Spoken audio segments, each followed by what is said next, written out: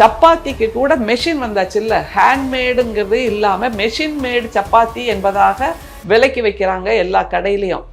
இப்ப எதுக்குங்க அந்த திருப்பதி லட்டுவை செய்வதற்கு பார்ப்பனர்கள் மட்டும் அந்த வேலைக்கு அப்ளிகேஷன் போடலாம், விண்ணப்பிக்கலாம். பார்ப்பனர்கள் மட்டும்தான் அந்த லட்டு பிடிப்பதற்கு வேலையில் சேர்வதற்கு அனுமதிக்கிறார்கள் திருப்பதி தேவஸ்தானத்தில் என்றால் இந்த நிலை எதற்கு?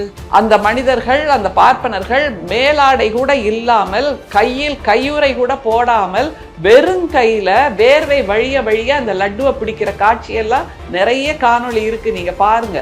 இவர்களுடைய வேர்வை புனிதமான தீர்த்தமா என்பது பொதுஜனம் கேட்கின்ற கேள்வி. மேலாடை இல்லாமல் இவர்கள் இருப்பது என்பது புனிதமான காட்சியா அப்படிங்கிறது பொதுமக்கள் கேட்கின்ற கேள்வி. இவ்வளவு தூரம் இயந்திரமயமாகப்பட்டிருக்கின்ற இந்த காலகட்டத்தில் கூட லட்டுவை பிடிப்பதற்கு சாத்த பிராமணர்கள் தேவை என்பது எவ்வளவு தூரம் மக்களை பிரிவினை செய்கிறது. இந்துத்துவா ஆட்சி எவ்வளவு தூரம் மக்களை பிரிவினை செய்கிறது. RSS சித்தாந்தம், இந்துத்துவா சித்தாந்தம் என்பதற்கு மற்றும் ஒரு குறியீடாக திருப்பதி லட்டுவை பார்க்கிறார்கள். நல்ல வேளை திருப்பதி பெருமாளே திருப்பதி லட்டுவை காப்பாத்திட்டார்னு மிஸ்டர் பொதுஜனம் இப்போ பேச ஆரம்பிச்சிட்டாங்க.